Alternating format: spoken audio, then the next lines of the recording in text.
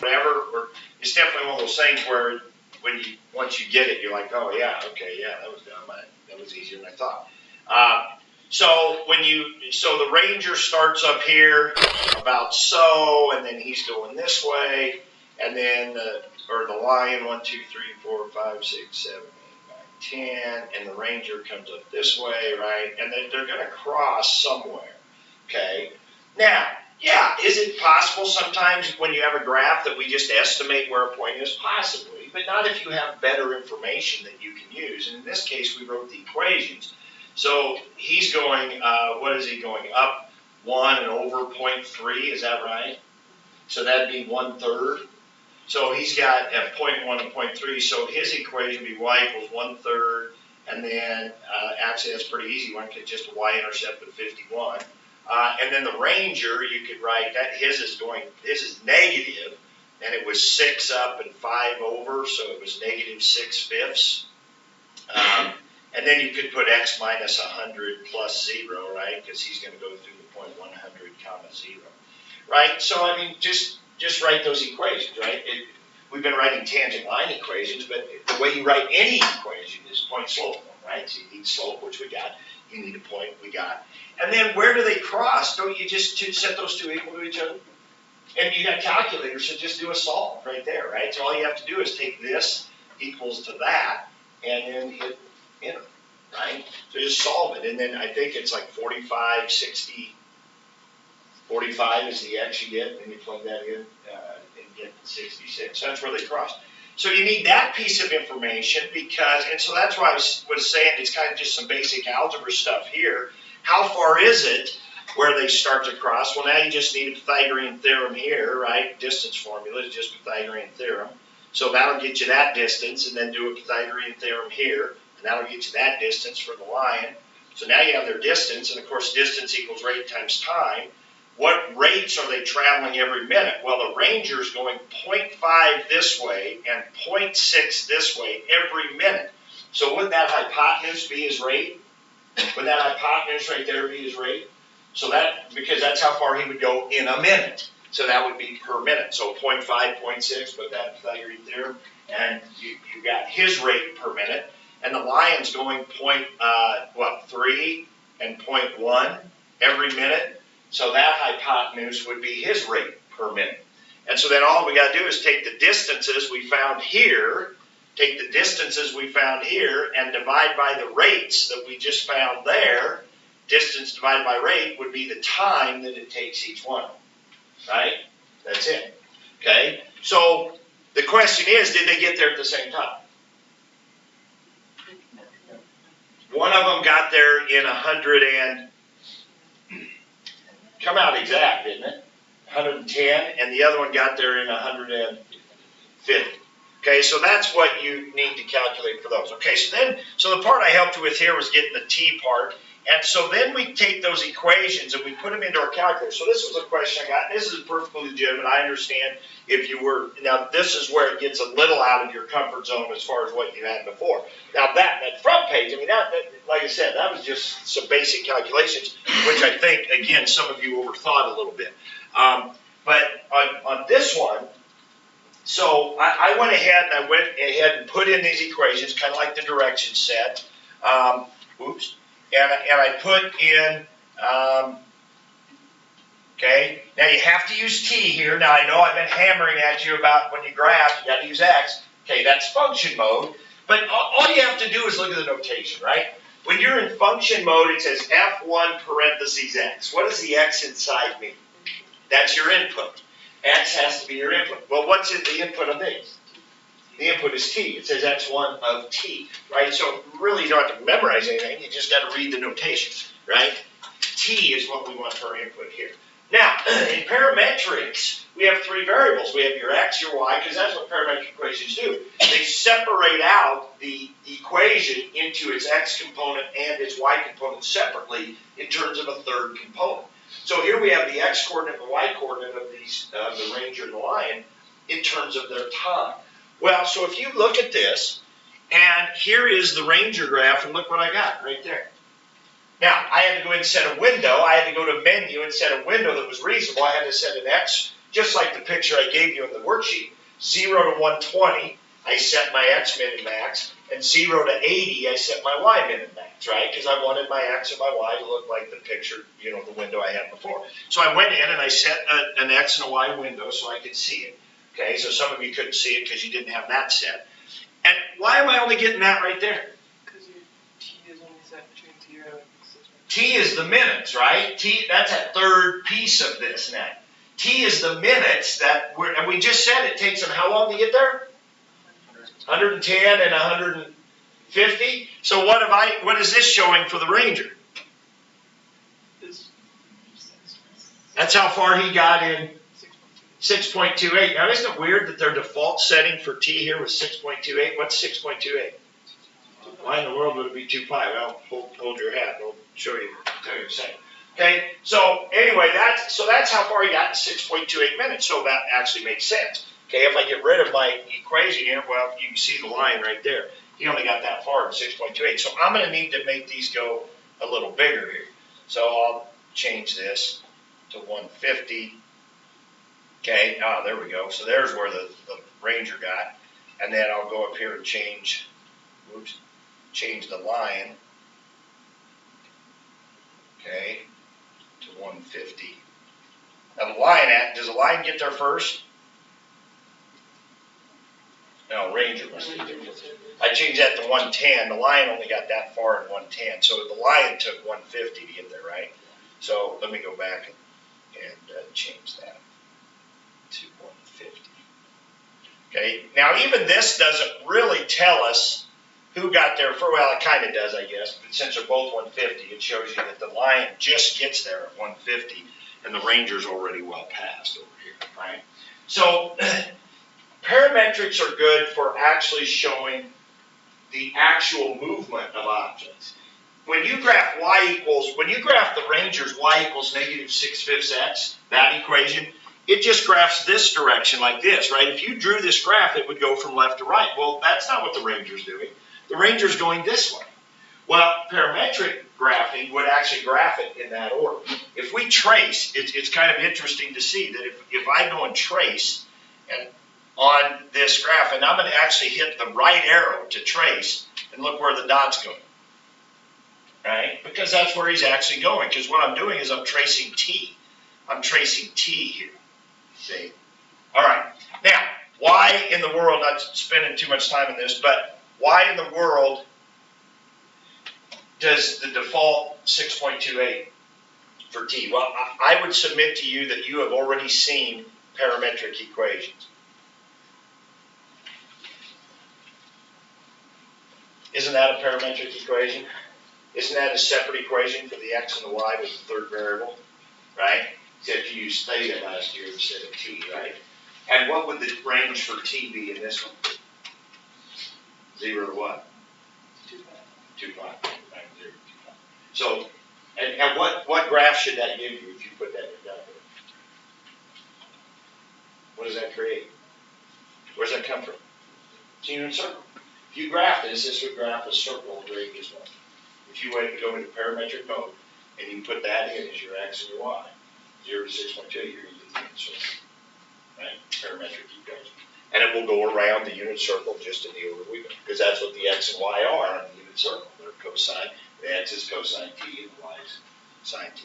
Okay? So you have seen parametric equation before, you just didn't call it that. Okay, get your notes out. Let's get back on to what we want to do here today.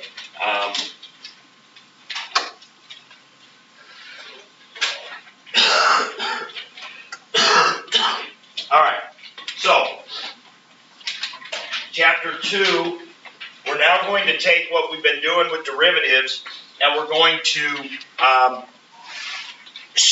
now look at this symbolically. That is, with equations and x's and stuff like that, instead of just graphs, all right? Now, what your book does, and the new book we're thinking about going to next year is different than this.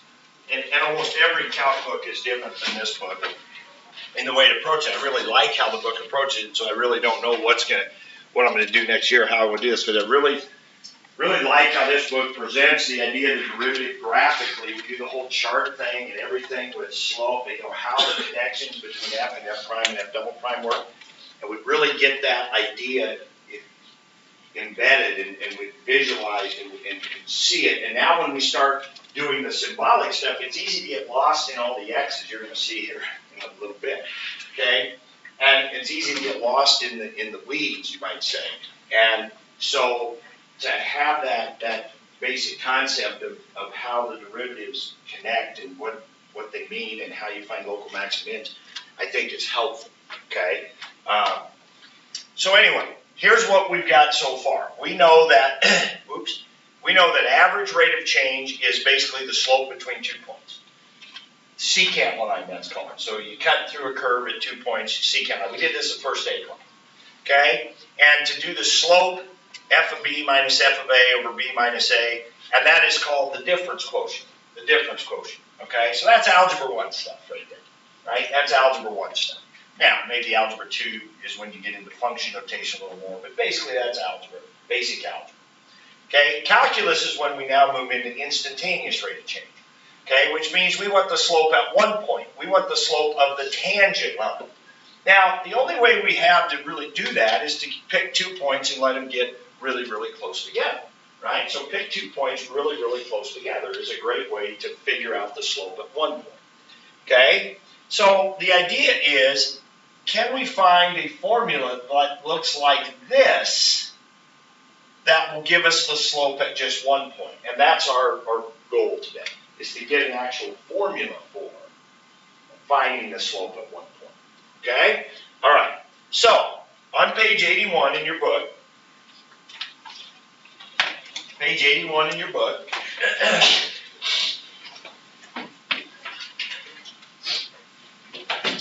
while you're getting there, I'll just summarize this beginning of the problem. It says we're going to define the derivative. Now, we can look at derivative as 2 different ways. We can look at it as rate of change, which we've talked about. Okay? Let the function d be the distance in miles traveled, kind of like the car going east of Bismarck. Okay? Find d prime of 2, which would be the instantaneous rate of change, the speed of the car at 2. Right? D prime of 2 would be the speed of the car at 2, the velocity of the car at 2. Now, another way to look at it is you have a function and then you want the slope of the tangent line at 2. And we've talked about that, okay? Derivative is both of those. It's instantaneous rate of change, like a miles per hour situation. It's also slope of the tangent line, okay? So we can look at it either way. So let's talk about his rate of change. So Professor X is going to go on a 2.5-hour trip in her automobile. The speedometer gave out a long time ago. She's worried about speeding. So this compulsive professor records her travel time at every 3 minutes during the trip. So there you got a table of values. This is how far she is every 3 minutes, 0.05 hours into her trip. And so when she gets home, you turn to page 82, she plots those points on the graph. And now she said, wow, when I passed that patrol car at 2 o'clock, was I speeding? That officer looked at me pretty hard. So she looks at her graph and she says, I wonder what my speed was at 2. Can I calculate that? And so you go down there and she looks at her table. She looks at the data in her table and you can see what she does here. She takes 2 and 2.05. She takes 2 points really close together. She sees how far she traveled there and she gets 70.8. Oh my goodness. Okay? I was over the speed, right? So we've done all that. Pick 2 points close together, got table values. We can do that. Okay, let's make this better. All right? So let's look at this scenario right here. You don't have to write this part down. I wouldn't worry about writing this, but we kind of done. Let's say we have the sine function, and we want to do the slope at 2. Now, wouldn't that be one way we could calculate it, right? Remember when we went around the room and everybody took one, like pi 6 and pi 4 and pi 5, remember that? And lo and behold, when we graphed it, we got what curve? The cosine curve. Remember that? We took all the slopes of the sine curve and we plotted it, and we got the cosine curve. Okay, now I want to redo that, but real quick here. But I'm going to do it here by a little spreadsheet. Okay, so we can again get this idea. So here I have just 0, pi 8s, pi 4s, 3 pi 8s. I just plotted a bunch of values from 0 to 2 pi.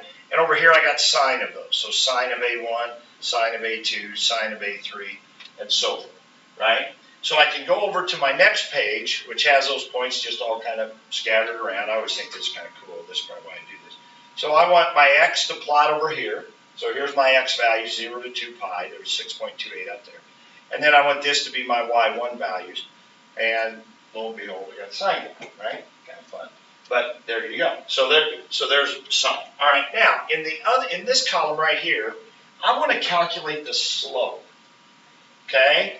Well, if we go back to this, right? If we go back to this, so if I want to do the slope at 0, the only difference is instead of a 2 in there, I put what? 0, right? If I want to do the slope at 0, I would just do the slope at, I just put a 0 in there, right? So back here in my calculator, I would do, oops, I got to do an equal sign first. Where's my equal sign? Right there. Okay, and then I'm going to go, give me a fraction. And so up here I'm going to do the sine of my x value. So what I want is a formula here that will work for all these, right? So here I want 0.0001, and here I'd want pi 8 plus 0.001, right? And here I'd want pi 4 plus 0.001, right? I want 1 point that's really close. So I'm going to do A1. So I'm going to go A1, right, plus 0.0001. And then minus what? Sine of A1. Sine of, and then A1. So that'd be the top. So that would basically be giving me this part for my function. My function is sine, so I'm using sine. And then I want wherever I'm doing wherever I want to do this at, which is in A1, I want A1 plus 0.001, and then I want A1 right there, right? And then what do I get if I have A1 plus 0.001 minus A1? What's this always going to be down here? 0.01, right? That's always going to be 0.01. So I'm not going to just write all that out. I'm just going to put down here, I'm just going to put 0.000. Right? That should do it, right? That should give me an estimate of the slope. Now, on the sine curve, what is the slope right there at the origin? It's 1, isn't it? Okay, so when we hit enter, we'd expect, okay, so looks about right. Okay, nice thing about a spreadsheet is what can I do now? I can just copy that. Okay, I think I could just drag. Let's see, quick enough.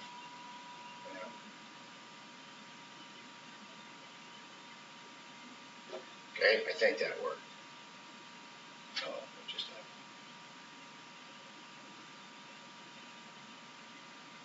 There we go. Okay, let's look at our little formula. Sine A1 plus 0.001, sine A2, right? I'm taking that value now and doing it. Okay, so there it is. And then watch the really cool thing. So now I'd want to graph what? I'd want to graph this on my x and y2 on my y, right? So I can come over here and I can change that to be y2. And look at that. There's a cosine, right? So we've seen all that. We've seen all that. But the important thing to notice here, the important part of that was this guy right here, right? That's how I can create a formula to calculate the slope for me over and over and over again. All right? So here's the dilemma then. What we're trying to do, let's say we're trying to find the slope at this point right here. Okay, here's our secant line. So if we have 2 points, we're good. We can do the slope. But what we want is we want those 2 points to get closer and closer and closer, right? Closer and closer and closer. And that's the slope we want right there. Problem is we can't do it with just 1 point. We need 2. And then, of course, we could go this way. So we need those 2 points to become 1. And then we got our tangent line. Okay, so we need that second point to get closer and closer and closer. Okay, in other words, we need this 0.001 to get what? Smaller and smaller and smaller. We need this 0.0001 to get smaller and smaller and smaller and smaller. As 0.001 gets smaller and smaller and smaller, the 2 points get closer and closer together, right? So we're going to focus in on that 0.0001. Okay? All right, so that's what we're wanting to have happen right there. All right, so I got another little picture of this. Oops. All right, so I got this same scenario. So now this you might draw in your notes. You might draw yourself a little F curve like this. You might draw that point. I don't know if you need to call that point P necessarily. So here's my A value. This is where I want to find the slope. What I want to have is I want that guy right there. I want the slope of that line right there. Okay, that's what I want. That's my goal. We want the slope of that. Now, this little program has already went ahead and calculated that for us, right? Which is nice. All right, so that's what the slope is. Now, I can't do a slope with 1 point. I need 2. So I'm going to create a second point, and I'm going to make it over here to the right. Now, what is H in this case now? My second point, I could call that B, right? I mean, if we go back to algebra class, right here, and we go back to, excuse me, we have 2 points, A and B. Yeah, why not call B? Well, because we want to do something different with it here, okay? Right? The key is how close are they? So in this picture, what is my H then? What would H be? How would you describe H? Don't overthink it. What's H? James, what's H? Jace, what's H?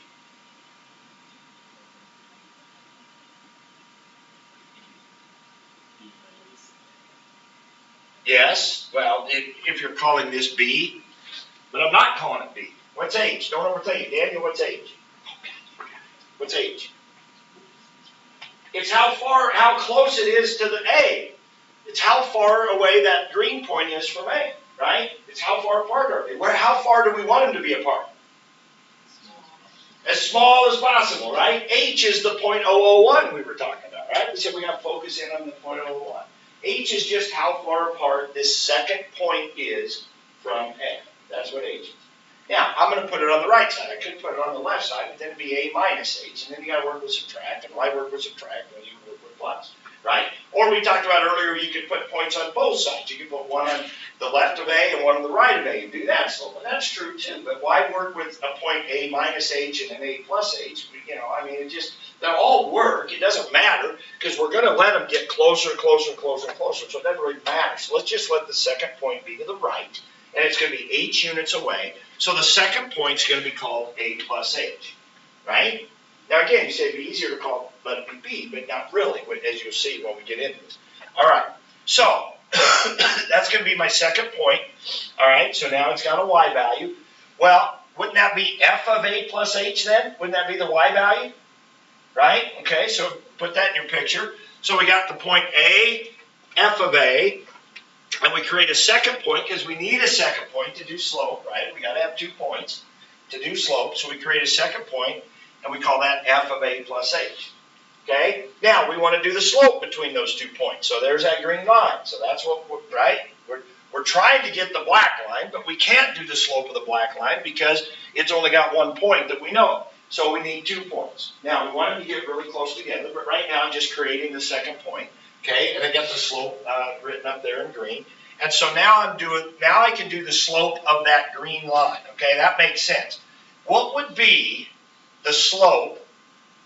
Let me do it in green here, except that's not dark enough. That's dark. All right. What would be the slope of this green line? Let's write out the formula. What would it be? A plus H. What would be on top?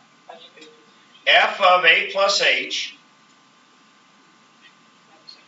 minus F of A. Right?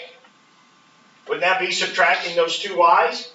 That'd be the rise, right? F of A plus H minus F of A. That would be the rise right there. And what would go on the bottom? A plus H minus A, but that's just H, right? That makes it simpler right there. If we'd used A and B, now we'd have had B minus A down there, right? So this makes it simpler already, okay, just notation-wise. So that's H, but that's rise over run. Understand, you're going to see this a lot the rest of the year, this little formula right here. It's just slope. That's all that is. But now we haven't gained anything because that's just slope between 2 points. So what did we say we want H to do? Get smaller and smaller and smaller and smaller. Now, it can't ever be 0. H technically can't be 0 in the formula as it exists, because then you get what? Undivided. You get 0 divided by 0, right? You can't do slope with 1 point. If H is 0, you get f of A minus f of A, which is 0, divided by 0, which is this weird, special kind of dividing by 0 that's it's just undefined. You can't do it, okay? So, here's our new notation. LIM stands for limit as H approaches 0. We're going to be doing, on our next quiz, in section 2.3, we're going to be doing limits. Now, we're not going to have a quiz before Thanksgiving. We're just going to come up just short of probably being ready to do a quiz. So we're going to do another section for this quiz. It'll be 2 or 3 days after Thanksgiving before we do our next quiz. All right, but anyway, there you go. That's it. What did we just do then? The first part, the difference quotient part, is just slope. That's just slope between 2 points. That's all that is. But this magical limit thing we just added in is the key. Without limits, there is no calculus. Okay? The limit is what allows the 2 points to become 1. The limit is what allows us to go from slope between 2 points to slope of the secant line to getting the slope of the tangent line. The limit as H approaches 0. H is going to get closer and closer to 0. It's going to get smaller and smaller and smaller. And right here, I'll let H get smaller and smaller and smaller. And the 2 points eventually can become 1. Okay? Just like that. But again, the concept's no different. We've been talking about from day one. 2 points getting closer and closer and closer and closer. We've just put it now into this notation. Okay? So we've now just put it into this notation right here, which is no, and we want to go back to our notes here. Okay? What did we just do right here? Okay? We got the limit as H approaches 0, f of A plus H minus f of A all over H. Okay? And so what's different between that and this? See, matter of fact, this, back in algebra, I could take this B out of there right now. I could take this B out of there. On the algebra side, I could have written this f of A plus H minus f of A all over H, right? That's the same thing. Those two are the same thing. But there was no sense doing it this way in algebra because we had 2 points. So just call one A and one B and just do it. This just would have been confusing. Okay? You know, this would have been, well, we got 2 points. One is A and the other one's H units away. And, you know, why do that? Okay, but now it makes sense to do that because now we want to be able to control the H, right? We want to control the distance between the 2 points. So we give it a name. We call it H. And then we can let H go to 0. Yes, sir. So does limit have a value? Or is it? Yes, limit has a value. So that's a great question. Because by limit, what are we saying? Get closer and closer and closer. So it would seem to be a changing thing, right? And so what limit is, now we're going to get into that later when we get into section 2.3. But limit has a value because it'd be like this. It's an example my high school teacher gave. Let's say when the bell rings, I tell you, before you can leave this room, you have to get up. When the bell rings, you have to get up, face the door, and go halfway. And then stop. And then go half of what's left. And then stop. And then go half of what's left, and then stop. And keep doing that till you get out the door. Well, theoretically, what? You'd be trapped in calculus for the rest of your life, right? Okay? You would never get there, theoretically. But what's the limit? What are you approaching? What are you getting closer and closer to? The doorway, right? If there's a line right here that's the doorway, I would never go past that, right? And technically, theoretically, I would never get to it either, but that is the limit, right? That's what you're getting closer and closer to. So the limit, yes, has a value, but does it ever really get there? No, but that's what it's approaching. That makes sense? And so the question really then becomes, is there really a slope? And it makes sense. Isn't there, there's got to be a slope of that black line, right? That tangent line has to have a slope, right? So what we would see is, as we let h get smaller and smaller, let's say that slope was 2, okay? You'd be getting 1.999, 1.99999, 1.9999999, 1.9, you see what I mean? And you get closer and closer, never go over 2. And technically, it would never get to 2 if you don't ever let h get to 0. But that's the limit. So that's kind of the magic part of the limit is we say, okay, let's go ahead and let h get to 0. Then the limit is 2, right? The slope is 2. Okay? So I guess to answer your question, does it have value? Yes, it does. And that's kind of this weird concept of limit is we're never really getting there, but it's, I guess the key word's approaching. What's it approaching? Okay? All right. And we're going to talk about all kinds of limits later on too, not just ones that have to do with this, because the concept of limit applies to all kinds of things, right? Not just the derivative. This is just the first time you've seen one. Okay. All right. So anyway, that's kind of the picture you probably have drawn, and so you've probably written this down already. So the definition of the derivative, so actually I should say f prime of a, let me start over. F prime of a is probably what you should put to the left of that. So f prime of a is equal to the limit as h approaches 0, f of a plus h minus f of a all over h.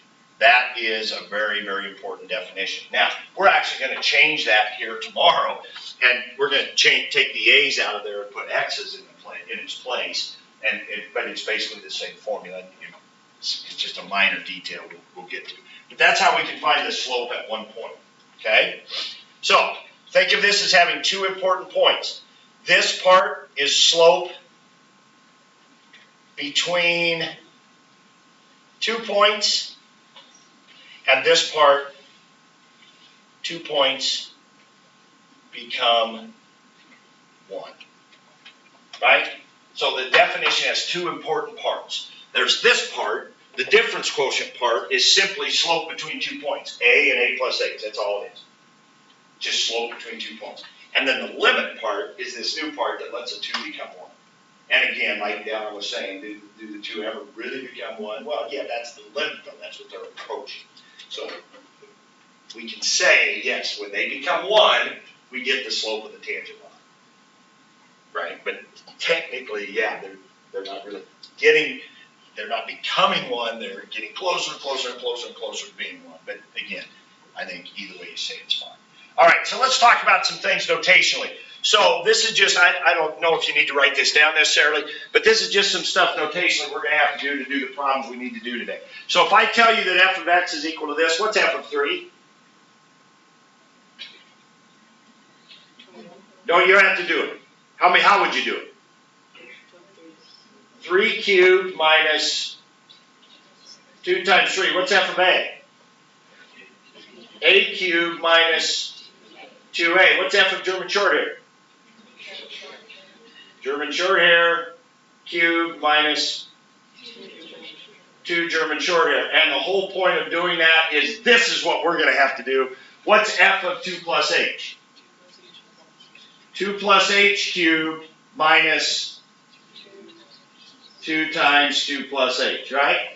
What is f of, right, look at our formula. F of a, it's got this thing in it called f of a plus h. How do we do that? How do we work with that? Just like this. You take 2 plus h and you plug it into the function. You plug it in for x. So f of 3 is 3 cubed minus 2 times 3. F of German short hair is German short hair minus 2 times German short hair. F of 2 plus h is 2 plus h cubed minus 2 times 2 plus h. And then you just work that out, right? Okay, so you're gonna have to do that. So that's just a concept with notation. We got to make sure we understand. Okay, all right. So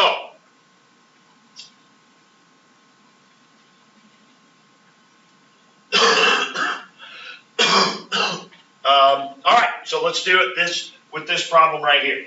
Okay, this problem right here is the problem of the professor. The professor has figured out that when she plotted those points, it was a parabola, and she's like, oh, I think my equation for my distance, only a college professor would do this, right? I think my equation for that parabola of my distance is this right here.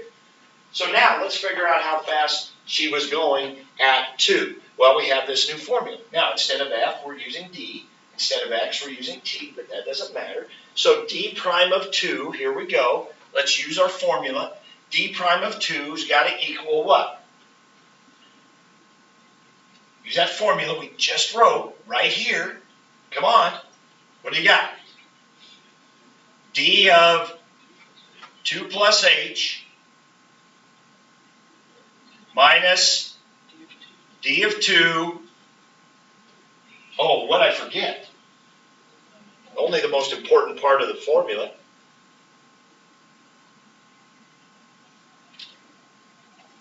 Limit as h approaches 0. Now you're going to forget to throw that in there sometimes, but you get tired of writing it every single line, but it is a really key thing we got to remember. Okay, so what's a problem like this look like? How do we actually calculate this? Because what we've done up to now is we've actually put a number in for h. Now, some of your homework problems are going to do that. They're going to say, let h equal 0.001. Okay, well, that's fine. If they tell you to let h be 0.001, then this point here would be 2.001. So we plug in a 2.001, we plug in a 2, we do our slope, right? And that's what we've been doing already. 2 really close points, but now we're not wanting to do that. We're wanting to let h get arbitrarily close to 0. We're wanting to leave the h in the problem, and then we'll see what's going to happen. Okay? All right, so how do I find d of 2 plus h? What do? Right? We plug it in for the t, right? So d of 2 plus h would be what?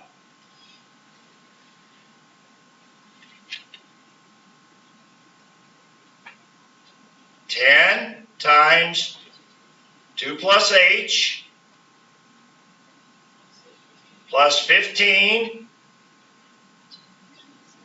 2 plus h squared. All of that was just this blue part right here, right? That's what we've done so far, is that blue part, right? Now what? Minus, and now what? Plug it in 2. Now this part I'm not going to write it all out. Let's just do it. Just do it on your calculator, whatever. What is it, 80? Yeah, it's I think it's 80. Okay? So this blue part was that blue part right there. And then all over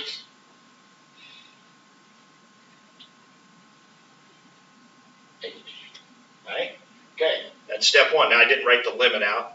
I should here. Let me do it here. Limit h approaches 0. We'll see where that comes in here in a minute. Okay? All right. So, like I said, for those of you that like working with equations and x's and stuff like that more, the algebra stuff, you're going to like this stuff better. Okay? If you don't like it, well, what are you doing in here? All right. Anyway. All right. What do we got? Let's simplify this. What do we got right here? 20 plus 10h. And then we can write all this out. Let's do this. I'm gonna write the 2 plus h squared up here. So what's 2 plus h going to be squared? 4 plus 4h plus h squared. Got to FOIL that, right? Got to FOIL that. So 4 plus 4h plus h squared, right? And then we got to take that times 15. So that's going to be 60 plus 60h plus 15h squared. That's all the top, all over h. Equals, limit as h approaches 0. You're going to practice this. You're going to do this about 5 times. Problems that look like this on the homework. So what happens here now? Oh, wait, I forgot the minus 80 over here. Ooh, boy, that's... Okay, so what happens? Oh, look at that. 20, 60. Those cancel, right? And so what do we get? 70h plus 15h squared all over h. Anybody got any thoughts what I could do next? Aha, that is a wonderful, wonderful thing. And when these problems work, they're going to work. Now, I could probably factor out 5h, but you know what? That doesn't matter. All we care about is factoring out that h. Because, and why would it be good to factor out that h? No. Why is it nice to factor out that h on top? Because I can divide and cancel it with the one on the bottom. Now, that is a key component. Because remember when we said we couldn't let h be 0? We couldn't let h be 0 because what? We would be dividing by 0. We're getting 0 over 0. But guess what? Now that those two h's are gone, that kind of eliminates that problem, doesn't it? So now what we have is the limit as h approaches 0 of 70 plus 15h. Now, so what we're saying is, so what that's saying is that this problem, if we were to pick 2 points really close together, as h gets closer and closer to 0, the answer is getting closer and closer to that. Well, now is when we can literally, back to your question, we can literally put in a 0 for h now. We can literally let h go to 0 and we can see what would happen. If h could literally go to 0 and the 2 points become 1, what would our slope be? 70. And so that, she was actually going 70 mile an hour. Now she had calculated 70.8, but that's because she used 2 and 2.05 and she was speeding up. And so by using 2 and 2.05, she had a little bigger slope than what she actually was at that point. But we actually get an answer. So, is there a way to do slope with only 1 point? Well, yeah, I guess we just figured it out. Now, it's not real nice and neat, but there is a way. We let 2 points become 1, but we do it not by plugging in a really close point. We do it by going through the algebra of that. Okay? All right, let's do one more. So, that's the tangent, that's the rate of change problem. That's the problem where we were talking about speed. So what we had was a distance equation in miles. We wanted to know the velocity at 2. Well, velocity is the derivative of distance, so we set up our derivative formula that we've now learned, and we did it. Now let's do it as a slope problem. So here's a function, here's a parabola, x squared plus x, and we want to find the slope of that blue line at 2. Right? So, what do we need? We need 2 points close to 2, getting closer and closer. What we need is a definition. So, f prime of 2 is the limit as h approaches 0. So, anytime I say use the limit definition, now on your homework there's one problem where it says mimic example 3 to find f prime of 3. Well, this is what you're doing, right? And so you're going to work it out the long way. And then you got 4 problems towards the end that say use the limit definition of the derivative to find f prime of 4 or whatever. Well, they're saying this. This is the limit definition of the derivative. So you're working it out like this. Okay, now there's a couple problems in the homework that talk about this problem. Well, you've already worked it. You already know this is 70. I think there's one where it says find the equation of the tangent line. Well, you need a point, you need a slope. Well, the slope we just found right there. Right? So you won't have to work through it on that one. Okay? But I think there's 4 at the end and one other one in the homework where you're going to be working it out. What we sometimes call the long way, right? The long way. Right now it's our only way of doing it. Okay, so what am I going to write? I'm going to write f of. Now I think writing it out in f notation first is always important. I would not go and plug in the 2 plus h or the 2 right away. I think you should always write out your definition of your derivative with f notation, or in this case d, the function notation. So we use d here. So we were doing d prime of 2. Now remember, we were using 2 in all these problems. If we were finding d prime of 4, then this would be 4 plus h. And then this would be 4 right here, right? Right? So those are our 2 points. Okay. So we got this. All right? So, going on. What's f of 2 plus h?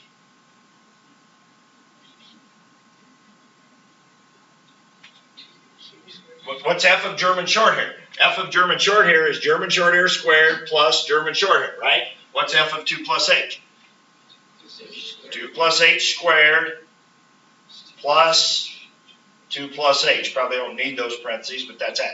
That's only the first part. That's just the blue part here, right? That's just that part, right? Right there.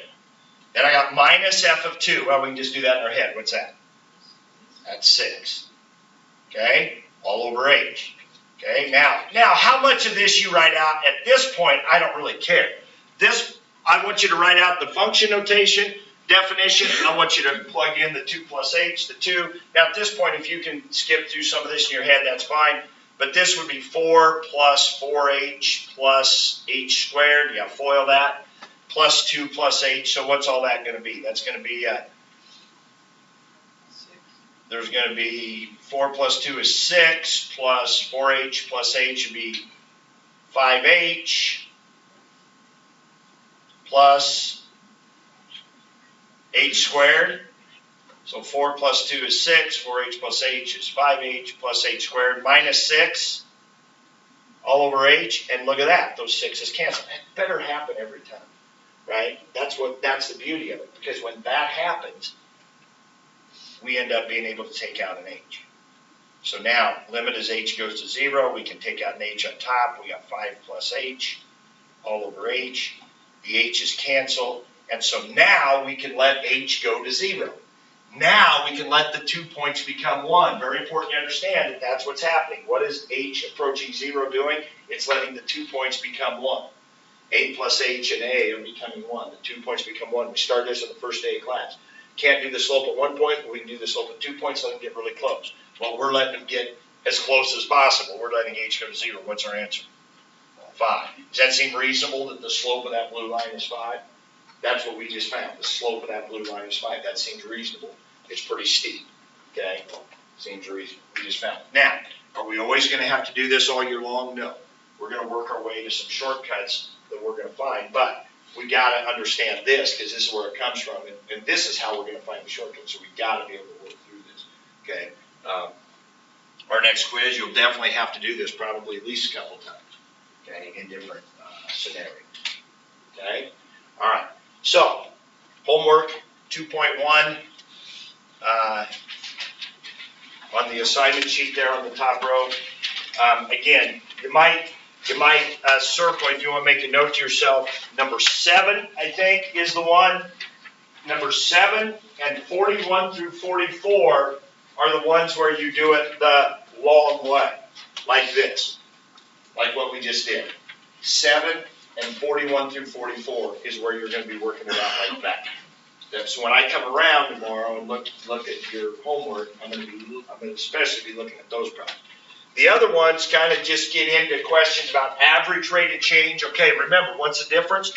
Average rate of change is slope between 2 points. So they're going to give you some problems where they just say, find the average rate of change between here and here. And then you just do the slope between those 2 points. They might give you a table of values. So there's going to be some of that, which should be just kind of review. Average rate of change is just slope between 2 points. Okay, so some of that. There's going to be some graphs where you're just going to sketch a tangent line and you're going to estimate rise over run. What's the slope of the tangent line, right? So all these things we've done before, there's still going to be some questions asking about that kind of stuff. Okay, but this new thing using this definition, that's going to be on 7 and 41 through 44.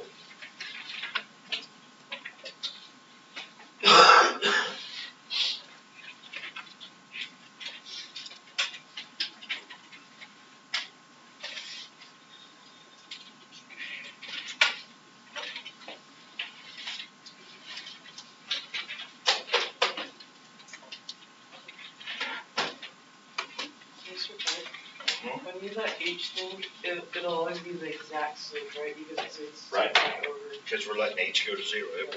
That will give you the exact slope of the tangent line. Yep.